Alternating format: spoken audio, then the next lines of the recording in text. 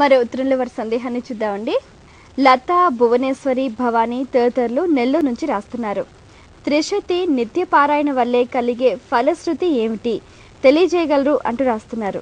త్రిశతి చివర్న ఉత్తర పీఠికలో చెప్పారు. అందులోనే ఇవాళ భారతీయులకి భక్తులకి లలితా సహస్రనామము, త్రిశతి, ఖడ్గమాల అనే ఈ 3 మహావరాలు, మామూలు వరాలు కాదు ఈ యుగం వాళ్ళకి.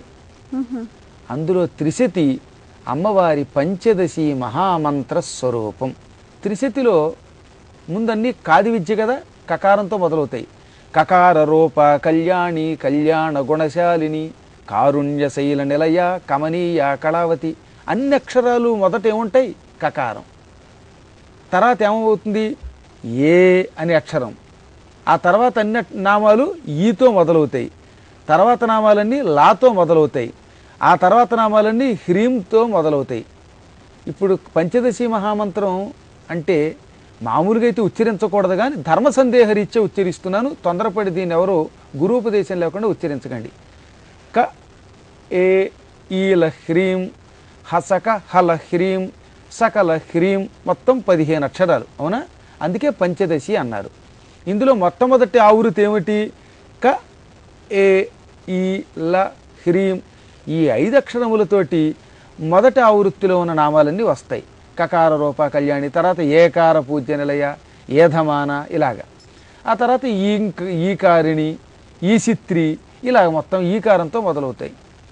తర్వాత లకారం, లకార రూప లలిత, లక్ష్మీ, వాణి, నిషేవిత, ఇలాగా. హ్రీం అనే అక్షరంతో హ్రీంకార శైల నిలయ, ఇలా మొదలవుతాయి. ఆ తర్వాత హసక హల హ్రీం, హ స క హ ల హ్రీం, ఈ అక్షరాలతో మొదలవుతాయి. ఆ తర్వాత స క ల హ్రీం అనే అక్షరాలతో. ఈ 15 అక్షరములు పంచదశి మహామంత్రాన్ని నామము రూపములో ఉపదేశం లేని వాళ్ళు కూడా చదవడానికి వీలుగా ఇవిడ్చారు వాగ్దేవత లేకంగా. మామూలుగా మంత్రానుష్ఠానం చేయాలంటే గురువుగారి దగ్గరికి వెళ్ళాలా, ఉపదేశం పొందాలి. ఉపదేశం పొందాక అనుష్ఠానం చేయాలి, నియమనిష్టలు ఉండాలి. అదే ఈ నామాల్లో చదివేస్తే తెలియకుండానే ఈ నామాల్లో ఉన్న మొదటి అక్షరాలన్నీ కలుపుకుంటూ వెళ్ళిపోతే పంచదశి మహామంత్రం వచ్చేసిందనమాట. తెలియకుండానే మహామంత్రానుష్ఠానం చేసే వరం ఈ త్రిశతి ఇచ్చింది. నానేన సదృశం స్తోత్రం, ఈ స్తోత్రముతో సమానమైన స్తోత్రం భువన బ్రహ్మాండాలలో ఇంకెక్కడా లేదు. ఈ త్రిశతిని పారాయణ చేస్తే సాక్షాత్తు అమ్మవారి దగ్గరుండే దివ్యశక్తులు వచ్చి మన చుట్టూ సేవకురాండ్రై సేవిస్తాయి. ఎవడైనా మహానుభావుడు త్రిశతిని పారాయణ చేసేవాడు ఉంటే వాడికి వ్యతిరేకంగా ఎవడైనా వీడిని చంపాలనో కొట్టాలనో ఇంకేవైనా కుట్రలు పన్నితే ఆ కుట్రలను పన్నిన వాడిని అమ్మవారి దగ్గరున్న దివ్యశక్తులు సంహరిస్తాయి.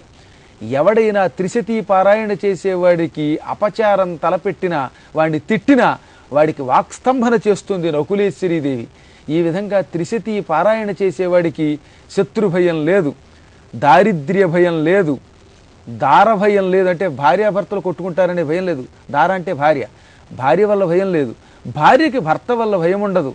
ఇంకో రహస్యం, ఎక్కడైనా బాంబులు పెట్టి ఎవరినైనా చంపేస్తున్నప్పుడు అక్కడ మనం ఉన్నా కూడా మనం మాత్రం తప్పించుకుంటా అంట త్రిశతి చదివితే. అంటే అపమృత్యు భయం నాస్తి, అపమృత్యు భయం ఉండదు అటువంటి వాళ్ళకి. ఉద్యోగంలో భద్రత ఉంటుంది, ఆరోగ్యం ఉంటుంది.